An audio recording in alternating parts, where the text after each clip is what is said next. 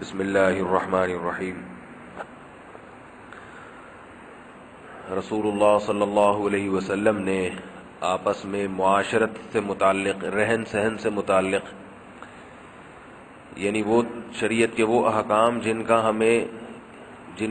ہمارے آپس کے معاملات سے تعلق ہے، صبح و شام انسان کو رہنا پڑتا ہے گھر والوں کے ساتھ، دوستوں کے ساتھ، تجارت میں ہے تو کسٹمر کے ساتھ کیسے اس نے معاملات کرنے ہیں، تو ان احکام سے متعلق رسول اللہ صلی اللہ علیہ وسلم کی جو تعلیمات ہیں وہ انشاءاللہ فجر کی نماز کے بعد یہ جو تھوڑا سا وقت ہوگا اس میں بتائی جایا کرے گی۔ حدیث میں آتا ہے رسول اللہ صلی اللہ علیہ وسلم کے بارے میں، ما کان النبی صلی اللہ علیہ وسلم فاحشا ولا متفحشا، کہ آپ صلی اللہ علیہ وسلم کی طبیعت میں بھی بے حیائی نہیں تھی، اور آپ صلی اللہ علیہ وسلم بتکلف بھی حیا اور شرم کے خلاف بات نہیں کیا کرتے تھے۔ نبی صلی اللہ علیہ وسلم کی سیرت کا یہ پہلو ہماری زندگیوں سے نکل گیا ہے۔ بات بات پہ گالی، بات بات پہ فحش باتیں، ماں بہن کی گالیاں ہمارے معاشرے میں ایسے داخل ہو چکی ہیں کہ ان کو کوئی برا ہی نہیں سمجھتا، فیشن بن گیا یہ۔ صحابہ کرام جب رسول اللہ صلی اللہ علیہ وسلم کی کسی خصلت کے بارے میں، کسی صفت کے بارے میں ہمیں بتاتے ہیں تو مقصد یہ ہوتا ہے کہ امت بھی اپنے اندر یہ چیز پیدا کرے، کیونکہ قرآن مجید میں اللہ رب العزت نے رسول اللہ صلی اللہ علیہ وسلم کی صفات کو اور آپ کے اخلاق کو اختیار کرنے کا حکم دیا ہے۔ فرمایا لقد کان لکم فی رسول اللہ اسوۃ حسنہ، تمہارے لیے نبی کی زندگی میں بہترین نمونہ ہے۔ تو نبی صلی اللہ علیہ وسلم کی جو صفات تھیں اللہ نے جو آپ کو عطا فرمائی وہ اس لیے تاکہ امت اس کو فالو کرے، اس کی اتباع کرے۔ تو جو لوگ بھی اسلام کے اور مذہب کے جتنے زیادہ قریب ہوں گے، ان کی طبیعت میں، ان کی زبان میں، ان کے مزاج میں بے حیائی کا عنصر اتنا ہی کم ہوگا۔ تو اپنی زبان سے گالیاں، بے حیائی میں سب سے زیادہ ہمارے معاشرے میں گالیاں ہیں، بات بات پہ گالیاں، بات بات پہ گالیاں، اور یہ گالیاں بھی ہمارے معاشرے میں غیر مسلموں سے آئی ہیں، غیر مسلموں سے۔ جو قوم من حیث القوم اسلام کے جتنا قریب ہے اس میں گالیوں کا رواج اتنا ہی کم ہے۔ آپ سعودی عرب چلے جائیں، میں نے خود اپنی آنکھوں سے دیکھا ہے کہ لوگ جب غصے ہوتے ہیں تو اللہ اکبر اس طرح کے الفاظ کہتے ہیں، اللہم صلی علی محمد، درود شریف پڑھنا شروع کر دیں گے۔ کوئی تعجب والی چیز دیکھیں گے تو سبحان اللہ کہہ دیں گے۔ جیسے جیسے آپ دور ہوتے جائیں گے تو گالیاں آتی چلی جائیں گی۔ انگلش میں ایک لفظ ہے شٹ، بہت زیادہ بولا جاتا ہے، بہت ہی بیہودہ لفظ ہے، بہت ہی برا لفظ ہے۔ جو بھی جاتا ہے وہ یہ لفظ سیکھ کے آ جاتا ہے، بات بات پہ شٹ۔ ایک عرب تھے، سعودی عرب سے گئے وہ، تو وہ ڈرائیونگ کر رہے تھے امریکہ میں۔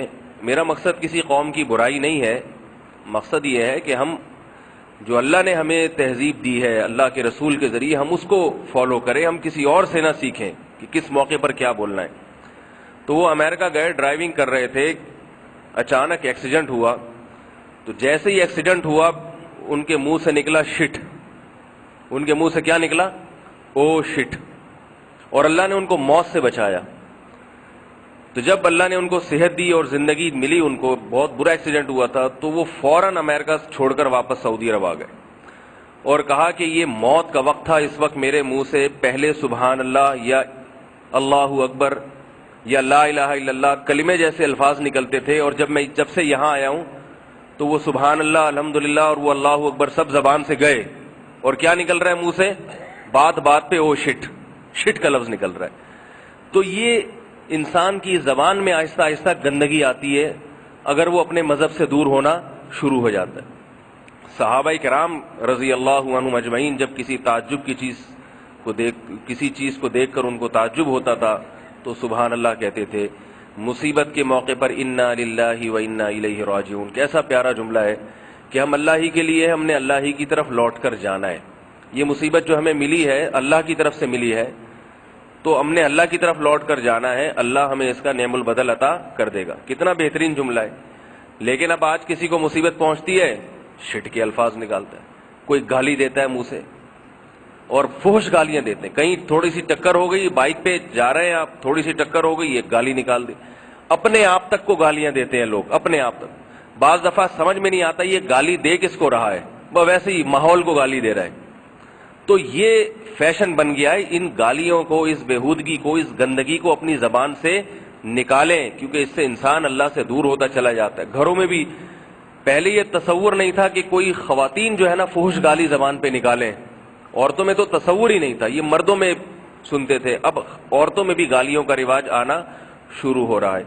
تو آپس کی معاشرت میں اور آداب میں یہ چیز بھی داخل ہے کہ اپنے کلام پر، اپنی زبان پر دعاؤں کو لے کر آئیں، جو صحابہ کرام کا طریقہ تھا، جو رسول اللہ صلی اللہ علیہ وسلم کا طریقہ تھا. بات بات پہ گالیاں، بات بات پہ گالیاں اور فحش گندی گندی گالیاں دینا بات بات پہ، اس کو آہستہ آہستہ ختم کرنا چاہیے. اور جس کو اس کی لت پڑ چکی ہے، بعض لوگوں کو اتنی لت پڑ چکی ہوتی ہے گندی گالیوں کی کہ ان کو پتہ ہی نہیں چلتا، وہ پوری گالیوں کی گردان نکالتے چلے جاتے ہیں. ان کو پتہ ہی نہیں چلتا، عادت پڑ جاتی ہے. تو علماء نے لکھا ہے جس چیز کی انسان کو عادت پڑ جائے نا، اس میں اپنے لیے کوئی سزا متعین کرے. سزا کا مطلب جب بھی زبان سے گالی نکلے گی اتنے پیسے صدقہ کروں گا، یہ نیت کر لے. زیادہ پیسے نہیں، 20 روپے ہی صدقہ کرنے کی نیت کر لے، 25 روپے ہی صدقہ کروں گا. آہستہ آہستہ اس سے تھوڑا اس کی زبان جو ہے نا آہستہ آہستہ تھوڑی تھوڑی صحیح ہونا شروع ہو جائے گی. اللہ تعالی ہمیں رسول اللہ صلی اللہ علیہ وسلم کی یہ خصلت کے اخلاق تھے اور گالیوں سے اجتناب تھا، اس کو اختیار کرنے کی توفیق عطا فرمائے. سبحانک اللہم و بحمدک، نشہد ان لا الہ الا انت، نستغفرک و نتوب الیک.